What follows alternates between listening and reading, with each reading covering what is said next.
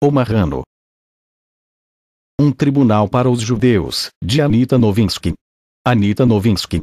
Laboratório de Estudos sobre a Intolerância, Universidade de São Paulo.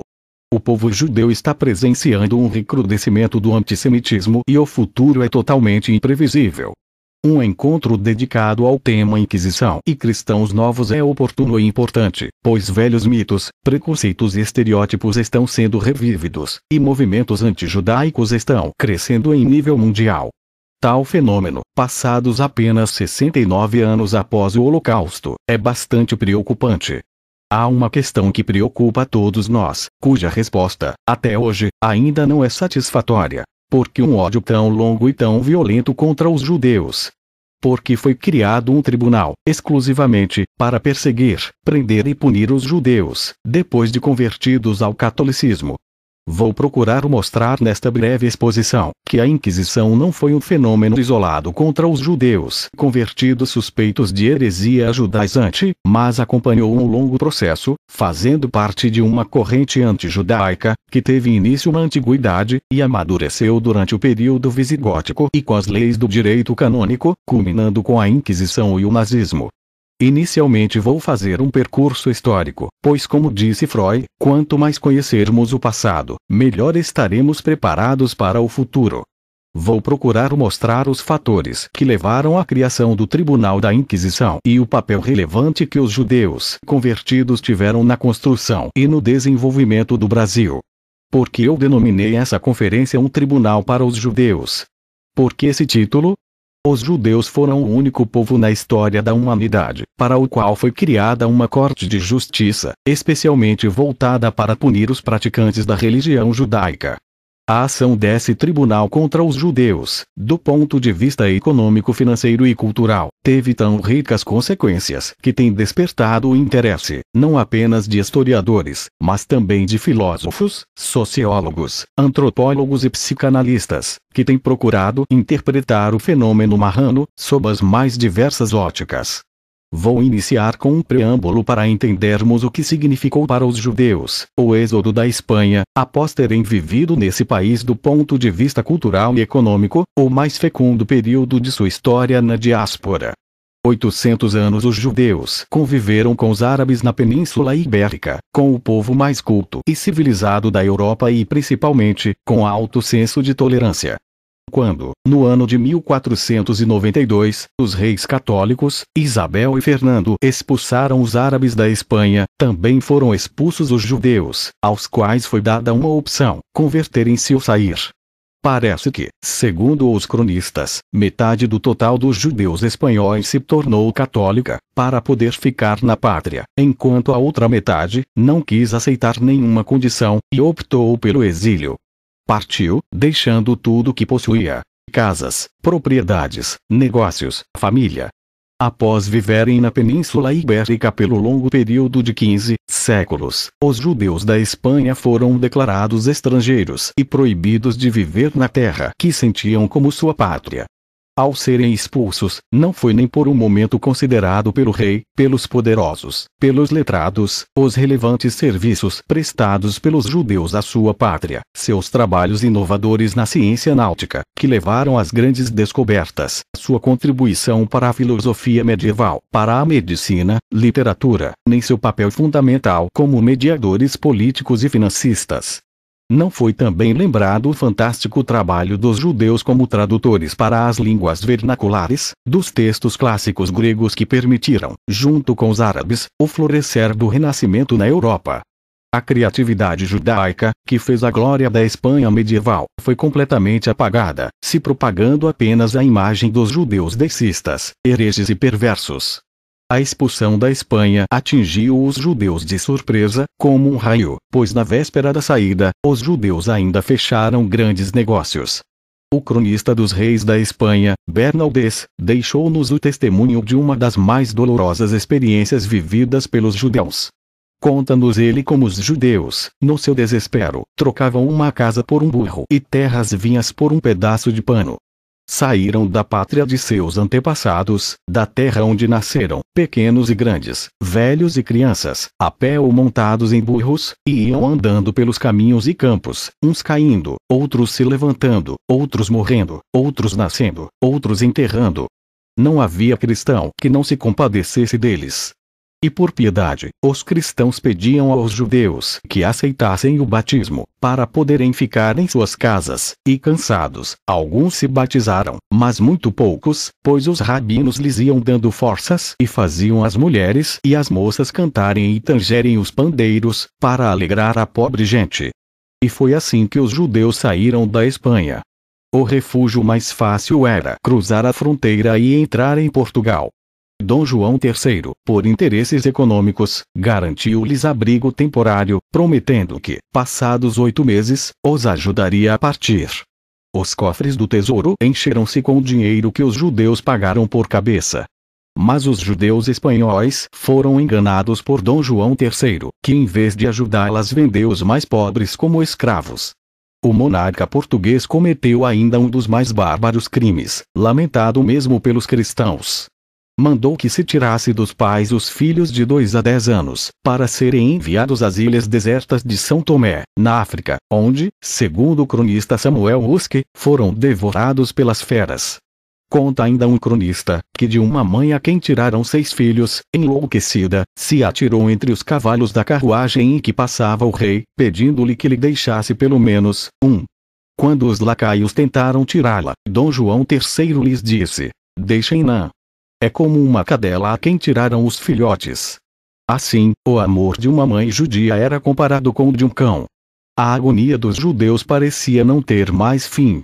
5 anos se passaram, e o rei Dom Manuel, também respondendo a interesses políticos, ordenou que todos os judeus de Portugal fossem obrigados a se converter ao cristianismo. Agarrados pelas barbas e pelos cabelos, os judeus foram levados à pia batismal.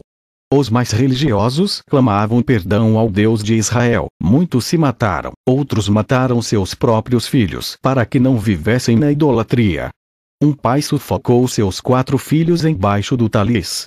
Os judeus batizados passaram a ser designados cristãos novos e inicia-se assim, o que eu denomino a Era dos Cristãos Novos. O rei Dom Manuel, forçando os judeus a se tornarem cristãos, não tirou-lhes apenas a religião. Tirou-lhes a alma. Tirou-lhes os rituais, as festas, os costumes, as tradições, o idioma, fechou-lhes suas escolas, destruiu-lhes os cemitérios e as sinagogas, tirou-lhes os livros, tirou-lhes seus nomes, tirou-lhes a identidade. Entretanto, nem o batismo, nem a tortura, nem a morte conseguiram apagar-lhes na memória, nem as tradições judaicas. Obrigados a viver como cristãos, os judeus construíram uma segunda vida, cuja base era a dissimulação. Durante séculos, gerações e gerações representaram um duplo papel, fingindo ser o que não eram. Para entender a história de Portugal, é fundamental que se entenda o que foi, para os portugueses, a cultura do segredo. O regime totalitário, a repressão, o medo, obrigaram toda a população a esconder seus pensamentos, sua crítica, seus sentimentos. As cerimônias judaicas eram observadas no mais íntimo de seus lares. Com o tempo, sem mestres, sem livros, sem escolas, muitas práticas judaicas foram se apagando. O que nunca foi esquecido foi o sentido do Shabat, um dia de descanso, para os homens, para os escravos, para os animais. O Shabat foi a primeira lei trabalhista da história, 5.000 anos antes do mundo civilizado reconhecer o direito do descanso de cada ser vivo. O judaísmo foi, principalmente, preservado pelas mulheres, pois proibidas as sinagogas, o templo transferiu-se para casa. A memória que também não se apagou na mente e nos corações dos marranos, foi o êxodo do Egito. Lembrem-se que fomos escravos no Egito, simbolizando a ambicionada liberdade. O Tribunal do Santo Ofício da Inquisição foi introduzido em Portugal, por razões econômico-financeiras, pelo monarca Dom João III, no ano de 1536, com a aprovação do Papa Paulo III. As razões que levaram o seu estabelecimento foram 2, principalmente a conversão forçada e o segredo. Uma vez batizados, os judeus pertenciam à alçada da igreja e a prática secreta da religião judaica os tornava hereges do cristianismo. O povo judeu foi o único povo no mundo para o qual foi criada uma corte de justiça, um tribunal, especialmente voltado para os vigiar e punir. Foi a Inquisição que inaugurou um novo sistema para glorificar o extermínio dos judeus, num clima de festa popular. Esses espetáculos populares reuniam massa de gente, que vinha se divertir, vendo agonizar os hereges de judaísmo, muitas vezes completamente inocentes do crime de que eram acusados. Essas festas, chamadas autos de fé, eram assistidas pelo rei, rainha, infantes, nobreza e toda a população da cidade. As mulheres reservaram, para essas festas, seus mais belos trajes, suas mais vistosas perucas, e o populacho se regozijava vendo os pobres réus desfilarem, nus da cintura para cima, carregando uma vela acesa nas mãos. Ilustres cientistas, médicos, poetas, que humilhados desfilavam como gado para o matadouro. Muitos historiadores atribuem o ódio aos judeus à religião. Eu não creio. Vários fatores podem ter contribuído, porém há um que me parece decisivo: o antijudaísmo da Igreja. O Código Visigótico é o exemplo mais elucidativo do fanatismo religioso, e os concílios da Igreja sistematicamente denegriam os judeus. Alain Finkielkraut mostrou durante uma de suas conferências, que hoje existe um paradoxo em relação ao antissemitismo da Igreja, pois, se de um lado a Igreja tem mantido um diálogo com os judeus, e a Nostraitante abandonou o conceito de povo deicida, de outro, o antissemitismo que presenciamos no mundo tem, ainda hoje, raízes cristãs. Repetem-se os velhos mitos, os velhos slogans e as tradicionais acusações. Nem as ideias de tolerância da Ilustração, do século XVIII, nem a abolição do Santo Ofício, nem Auschwitz, no século XX conseguiram arrefecer o ódio aos judeus. Apenas juntou-se, aos motivos que vinha de longe, um novo fator, que foi muito bem copiado pelo nazismo: o racismo biológico. O Estatuto de Pureza de Sangue nasceu em Toledo, na Espanha em 1449 e foi posteriormente adotado em Portugal, como um pretexto para eliminar os judeus convertidos das corporações profissionais. A competição e a rivalidade dos cristãos com os judeus vinha se agravando desde a Idade Média, pois os judeus foram, na Península Ibérica, uma facção importante da classe média, todos alfabetizados em meio a uma população analfabeta. Seu emprego em cargos honoríficos despertou inveja e animosidade também na população menos qualificada. Cada nau que saía do Tejo levava fugitivos para o Novo Mundo. O Brasil foi o país que recebeu o maior número de cristãos novos portugueses e onde foi desmentido o velho mito de que os judeus não têm inclinações para o trabalho agrícola. Foi na agricultura que os judeus mais se sobressaíram em terras brasileiras. Representaram um número extremamente alto da população branca e, segundo informações de agentes inquisitoriais, viajantes e cronistas, chegavam, no século XVII, a 3/4 da população colonial, sendo proprietários de grande parte do território brasileiro. Os judeus que vieram para o Brasil apresentaram uma grande variedade de comportamentos e de níveis culturais. Tanto havia, entre eles, eruditos, profissionais, como artesãos, trabalhadores manuais, lavradores, e ainda aventureiros e revolucionários. As recentes pesquisas trouxeram novas informações sobre algumas personalidades da história do Brasil, como por exemplo, de que eram judeus, em grande parte, os bandeirantes paulistas. Uma revelação curiosa foi feita sobre a origem judaica de Antônio Raposo Tavares. Sua bravura e personalidade o colocam, nas palavras de seu biógrafo Jaime Cortesão, como um dos nossos. De São Paulo alcançou o Amazonas, uma das mais fantásticas façanhas já realizadas na história em todos os tempos. As guerras que travou contra os missionários jesuítas espanhóis lhe valeram todo tipo de adjetivos ofensivos, inclusive de judeu. O conhecimento que temos de sua origem e de sua personalidade oferece uma nova visão ao capítulo das missões. A guerra que travou contra as reduções jesuíticas, destruindo as igrejas, quebrando as imagens, não foi motivada, exclusivamente, por razões econômicas como querem alguns autores, mas também por motivos ideológicos, pois os provinciais das missões eram comissários da Inquisição de Lima, enviados para prender os paulistas, principalmente, Raposo Tavares entregá-lo à Inquisição. Os jesuítas consideravam os paulistas judeus e falsos cristãos. Nessa afirmação não erraram de todo. A declaração de judaísmo de Raposo Tavares vem claramente expressa quando responde a um jesuíta que lhe perguntou qual lei o autorizava a matá-los. Ao que respondeu: a lei que Deus deu a Moisés. Uma nova história do Brasil precisa ser escrita, pois durante séculos a historiografia brasileira ignorou a poderosa instituição do Santo Ofício, que durante 3 séculos atuou em todos os níveis da vida colonial. Não é mais possível escrever a história do Brasil sem mencionar os cristãos novos e os nomes de figuras ilustres como Sérgio Buarque de Holanda, Vinícius de Moraes, Joaquim Nabuco, Gilberto Freire, Glauber Rocha e tantos outros que testemunham a inestimável contribuição dos judeus à civilização brasileira. Numa cultura como a portuguesa, onde imperou, durante séculos, a cultura do segredo, é muito difícil nos aproximarmos da personalidade e da alma do marrano. Para chegar aos sentimentos dos cristãos novos e marranos é necessário decodificar sua linguagem hermética. Num regime totalitário, onde cada palavra pode ser comprometedora, a dissimulação faz parte da vida cotidiana de todo cidadão. Na literatura portuguesa abundam exemplos dessa dissimulação. Uma obra escrita no século XVI por um marrano, Bernardino Ribeiro, intitulada Menina e Moça, que muitos lemos na escola, foi caracterizada, pela famosa escritora portuguesa Agostina Bessa Luís, de dissimulação genial. Nessa obra, a palavra parece e mostra a incerteza da narrativa. Ninguém está certo de nada. A única coisa certa é a infelicidade. Todas as técnicas que Bernardino Ribeiro utiliza concorrem para impor ao leitor a versão trágica da existência humana, condenada como está, a viver na incerteza. Os marranos conseguiram chegar ao norte da Itália, a Amsterdã, Turquia e, em grande quantidade, povoaram o Brasil. Com exceção dos anos em que os holandeses ocuparam o Nordeste, não houve retorno aberto ao judaísmo.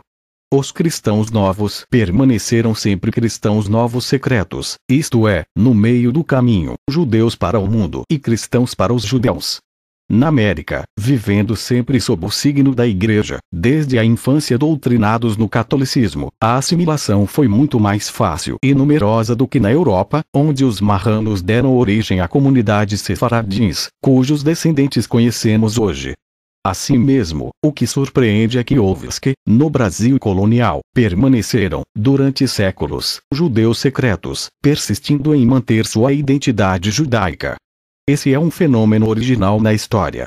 Sobre as comunidades judaicas na Holanda, Itália, Turquia, Marrocos, muito se tem escrito. O que permaneceu praticamente ignorado foi a história dos judeus e do judaísmo no Brasil. Esse é um novo desafio que os historiadores enfrentam hoje. Milhares de documentos permanecem inéditos, como por exemplo, o livro dos que se mataram na prisão ou o livro dos que enlouqueceram, que continuam desconhecidos. A identidade judaica foi mantida no distante sertão, quando muitos dos rituais religiosos já tinham sido esquecidos. A sobrevivência do judaísmo é o grande mistério que o Tribunal da Inquisição não conseguiu extinguir. Um grande número de cristãos novos, vivendo divididos em 2 mundos, acabaram afastando-se completamente da religião, tornando-se agnósticos, céticos e mesmo ateus. Entretanto, como escreveu Spinoza, cripto-judeus, céticos, descrentes, ou ateus, todos fazem parte de um só povo judeu. Os marranos podem ser considerados a consciência crítica de seu tempo. Lutaram contra a intolerância em 2 frentes. A religiosa, como cripto-judeus, e a laica como céticos. Suas ideias eram uma ameaça contra o antigo regime e os privilégios de um grupo minoritário que detinha todo o poder. Nesse sistema político e religioso não havia lugar para judeus. E agora perguntamos: durante os 3 séculos de perseguições e torturas, quem defendeu os judeus? Nenhuma nação protestou ou se ergueu a favor dos que eram queimados ou reduzidos à miséria. Os eruditos, escritores e poetas, portugueses e espanhóis, que conseguiram fugir para a Holanda, choraram em versos acima de seus irmãos, mas não tomaram nenhuma atitude drástica além de Menassé Ben Israel, que tentou convencer Cromwell a deixar os perseguidos judeus portugueses entrar na Inglaterra. O mundo todo silenciou. Os famosos pensadores da Renascença admiraram a atitude dos reis católicos em expulsar os judeus, e Maquiavel chegou a elogiar esse ato de Fernando e Isabel, como sua obra mais magnífica. Uma única voz se ergueu contra o assassinato dos judeus. A voz de um padre cristão, jesuíta, Antônio Vieira. Vieira teve a coragem de ir ao rei, ao Papa, para denunciar que na sua pátria estavam matando homens e mulheres inocentes. Quem assistiu ao filme, dirigido por Costa Garras, Amém, pode tecer paralelos, numa distância de séculos, entre o jesuíta cristão e o vigário alemão. Nem Vieira nem o vigário do filme conseguiram salvar os judeus. Examinando a história, podemos ver que os mecanismos que tornaram possível o extermínio de milhares de judeus, durante a Inquisição, e os que vigoraram durante o nazismo, não foram muito diferentes. E, voltando à pergunta inicial, qual a razão dos judeus serem tão odiados? O antissemitismo não é apenas racismo, não é apenas discriminação, não é só preconceito. Antissemitismo é um fenômeno específico, tem uma especificidade e parece, realmente, não ter fim. A história nos ensinou que de nada valeu a conversão, o abandono da religião judaica e a tentativa de assimilação. O ódio ao judeu convertido e assimilado foi muito mais forte do que aos judeus ortodoxos e assumidos, tanto durante a Inquisição, como na Alemanha. Se compararmos a linguagem, as acusações, a diabolização, usados pela Igreja contra os judeus, no século 6 e 7, com a linguagem inquisitorial e a linguagem nazista, ficaremos perplexos de constatar as semelhanças. Como disse Humberto Eco, se todo o passado não tivesse preparado o ódio e as difamações contra os judeus, o Holocausto não teria acontecido. E agora, fazendo um breve mergulho na antropologia brasileira, quero dar-lhes o exemplo de uma outra história, que corre paralela, nos subterrâneos da nossa sociedade. Séculos se passaram, o tribunal foi extinto e a história dos cristãos novos ficou esquecida. A historiografia raramente se refere a eles e nada mais se soube sobre o que aconteceu, no século XIX, com os descendentes daqueles marranos, que tão honrosamente suportaram viver sob um regime inquisitorial. Repentinamente, de longínquo sertão, emerge um judaísmo secreto, dissimulado, mas vivo. Pensou-se que o judaísmo tinha desaparecido e que a Inquisição havia vencido e os conversos tivessem sido absorvidos pela Igreja. Mais de 500 anos se passaram, de quando Dom Manuel ordenou a conversão obrigatória de todos os judeus de Portugal e, hoje, emergem centenas, talvez milhares de descendentes dos convertidos, que observam cerimônias, rituais e leis dietéticas judaicas, muitas vezes sem saber seu significado. Denominam-se Bnei Anusim, que significa filhos dos forçados. Em todo o Nordeste vivem descendentes dos marranos coloniais. Seu nível social é diverso, desde ricos fazendeiros até pobres trabalhadores rurais, negros, mulatos, mamelucos. Alguns médicos, poetas, todo nordestino é um poeta, em busca de uma identidade que lhes foi roubada há 500 anos. Mas, lamentavelmente, os Bnei Anusim estão sós, como estavam sós durante a Inquisição, como estavam sós sob o nazismo. Ouvi um velho marrano lamentar. Sim. Nós somos o rebotalho do mundo. Ninguém nos quer. Continuamos como há 500 anos atrás. Para os judeus, somos cristãos e para os cristãos, somos judeus. E assim, a história judaica caminha hoje na mesma incerteza de ontem. Mas, quando durante um congresso em Campina Grande, me pediram para falar alguma coisa, ouvindo os Bnei Anusim cantarem Hatikva, em hebraico, a única coisa que eu pude dizer foi: vocês são o exemplo vivo da eternidade de Israel. Anita W. Novinsky. Pós-doutora pela Universidade de Paris, em 1983, doutora em História Social pela Universidade de São Paulo, em 1970, livre docente da Universidade de São Paulo, consultora do Conselho Nacional do Desenvolvimento Científico, CNPq, possui especialização em racismo no mundo ibérico, pela École des Hautes Études em Ciências Sociales, em 1977, e especialização em Psicologia pela Universidade de São Paulo, 1958. Graduação em Filosofia pela Universidade de São Paulo, 1956. Atua, principalmente, com os temas Brasil Colônia, Cristão Novo, História do Brasil e Tolerância.